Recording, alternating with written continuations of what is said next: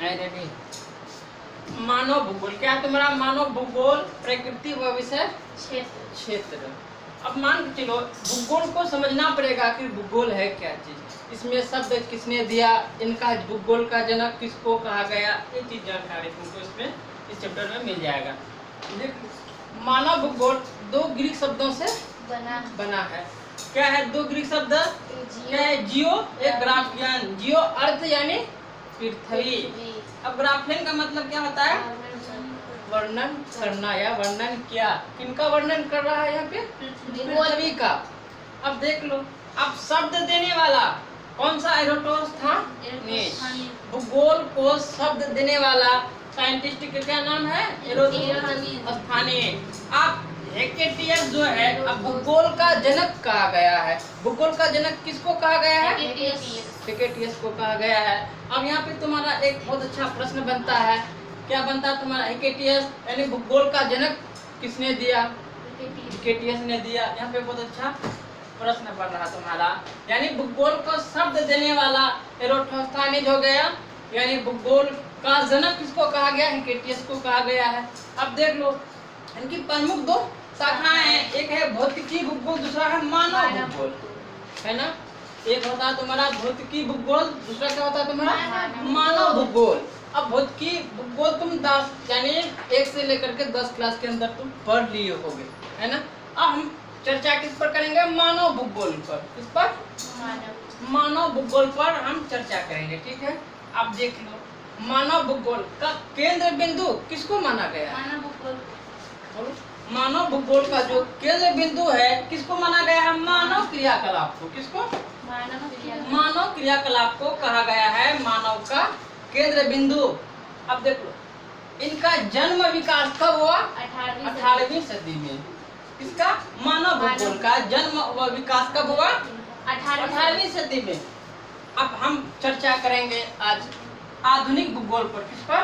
आधुनिक भूगोल पर। आधुनिक मानव भूगोल पर हम क्या करेंगे? चर्चा करेंगे।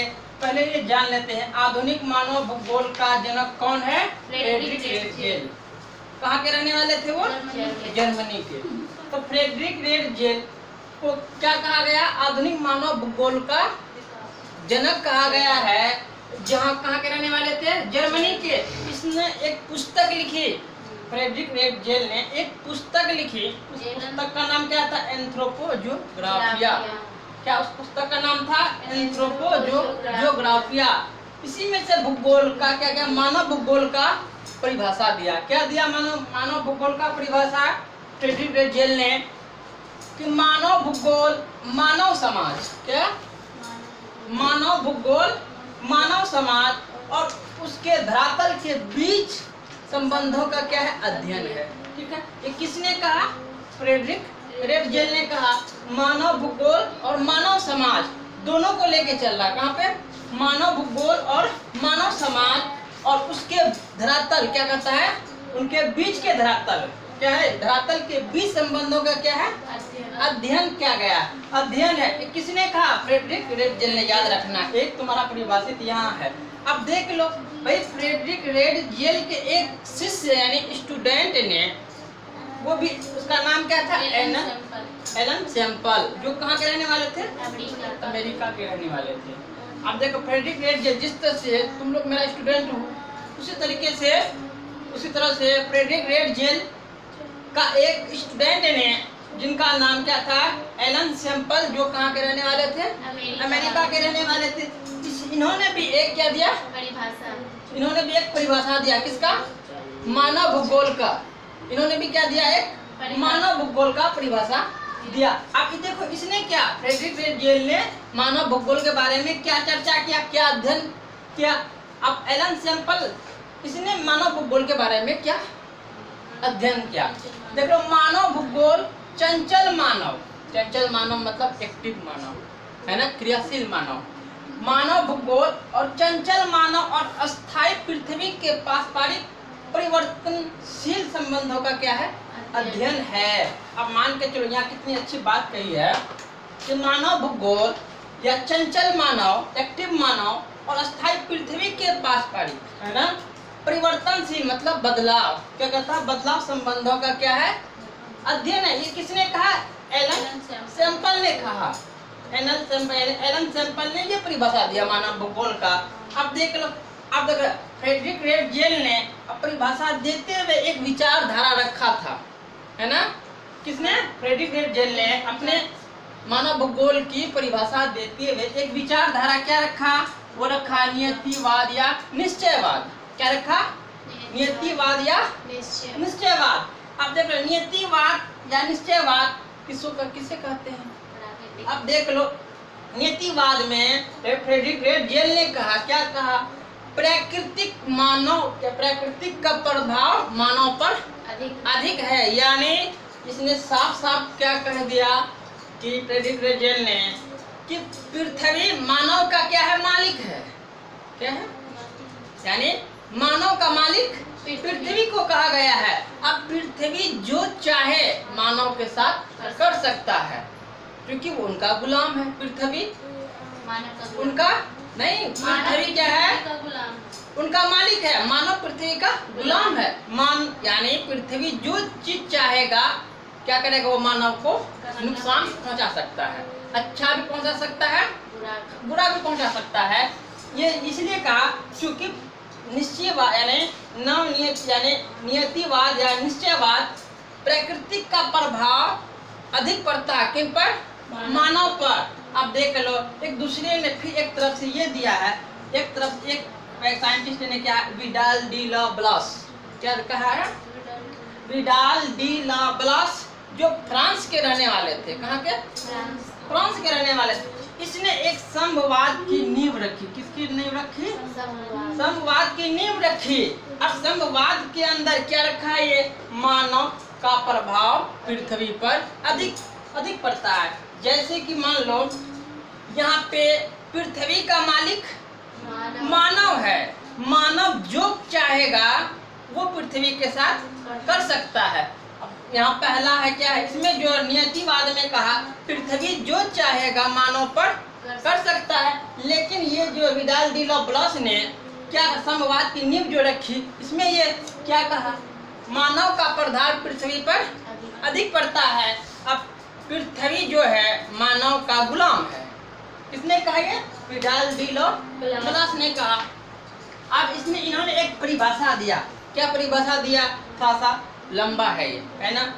अब मानव भूगोल पृथ्वी और मनुष्य के बीच, यहाँ पे बहुत समझने की बात है, पृथ्वी और मनुष्यों के बीच किसकी? यहाँ दो बात, पृथ्वी और इंसानों के बीच या मानव के बीच पारस्परिक संबंधों का एक नया विचार प्रदान करता है। अब देख लो, यानी पृथ्वी और मनुष्य के बीच जो पारस्परिक संबंध है, एक नया क्या करता है? विचार प्रदान करता है, जिसमें पृथ्वी को नियंत्रित करने वाला भौतिक नियम किसको? अब देखो यहाँ पे आ गया तुम्हारा एक प्रश्न, भौतिक नियम किसको कहते हैं, है ना? जैसे पृथ्वी को कंट्रोल करने वाला नियम, उसको क्या कहेंगे? भौतिक नियम कहते हैं। तो वही चीज, जिसमें पृथ्वी को नियंत्रित करने वाले भौतिक नियमों तथा इस पर रहने वाले मनुष्यों को पारस्परिक संबंधों का अधिक संश्लिष्ट ज्ञान शामिल है। देख लो यहाँ साफ साफ तुम्हारा क्या कहता है, परिभाषा में साफ साफ नजर आ रहा, क्योंकि संभवाद की नींव जो रखी इसमें डायरेक्ट कहा है कि मानव क्या है? पृथ्वी का मालिक है, पृथ्वी मानव का गुलाम है। इसीलिए यहाँ पे जिसमें पृथ्वी को नियंत्रित करता है कौन? मानव। अब मानव जिस तरह से करेगा पृथ्वी मन का उसके कहता है गुलाम बन के रहेगा। तो जिसमें पृथ्वी को नियंत्रित करने वाला, नियंत्रण या कंट्रोल करने वाला भौतिक नियमों तथा क्या कहता है इस पर रहने वाले मनुष्यों के पारस्परिक संबंधों का अधिक क्या कहता है संश्लिष्ट ज्ञान इसमें शामिल है। किसमें? संवाद में। तो इस यहाँ पे भी एक बहुत अच्छा प्रश्न बन रहा तुम्हारा कि विडाल डी ला ब्लास किनकी नींव रखी? किसकी नींव रखी? संवाद की नींव रखी। अब देखो संवाद यानी संवाद की जो नींव रखी कौन सा वैज्ञानिक? अब देख लो विडाल डी ला ब्लास ने। अब देख लो वही चीज कहता है। एक और आता है साइंटिस्ट क्या है? Griffith Taylor. ग्रिफिथ टेलर जो कहाँ के रहने वाले थे? अमेरिका के रहने वाले थे। क्या है? Griffith Taylor. अब देख लो टेलर का काम क्या है? फटा हुआ कपड़ा को जोड़ना। टेलर अगर नाम भी अच्छा है, काम भी उनका अच्छे ही होगा। कि ग्राफिक टेलर ने अब क्या करता है, अब देखो अलग अलग कपड़ा को क्या करता है, टेलर क्या करते हैं, उनको जोड़ देता है। जोड़ने के बाद एक सूट तैयार हो जाता है, एक पैंट तैयार हो जाते हैं। तो भाई ग्राफिक टेलर एक यहाँ पे जिस तरह से टेलर कपड़े को यानी टूटा फूटा कपड़े को जोड़ देते हैं, उसी तरह से ये जो ग्राफिक टेलर ने एक विचारधारा ये भी रखा, क्या चीज रखा, रुको और जाओ। क्या रखा, रुको और जाओ। अब देख लो यहाँ पे ये 60 साल ग्राफिक टेलर ने अपना कमाल कर दिया। क्या कमाल करता है कि ना तुम्हारा क्रेडिट रेट जेल, यानी ना उनका बात ना इनका बात, मैं ना तुम्हारा बड़ाई करूंगा, मैं तुम्हारा बड़ाई करूंगा, मैं दोनों का पक्ष नहीं लूंगा। मैं भी एक विचारधारा रखता हूँ, क्या रखता हूँ, रुको और जाओ, यानी नवनियतिवाद या नवनिश्चयवाद, है ना, रुको और जाओ। ये ने ग्राफिक टेलर ने जो कमाल दिखाया, यानी दोनों का बात नहीं माना, ये अपना शब्द दे दिया। अब देख लो वही चीज कहता है, रुको और जाओ, नियतिवाद यानी नवनियतिवाद या कहो नवनिश्चयवाद। क्या दोनों तरफ से जिस तरह से तुम पूछ दे तो जवाब दे सकते हो। तो ये ग्राफिक टेलर जो है अमेरिका का था, तो विचारधारा रखा, रुको और जाओ, ना इनका बात ना उनका बात। अब इसी तरह से डिकेन व पिट्स के अनुसार मानव भूगोल किसे शामिल किया गया है। तो ये तुम्हारा जाहिर था। क्या इनमें से समझने में कहीं कठिनाई, कोई दिक्कत? नहीं। बोलो। नहीं। दिक्कत है तो बोलो। समझ गए। ठीक है। देखो वीडियो।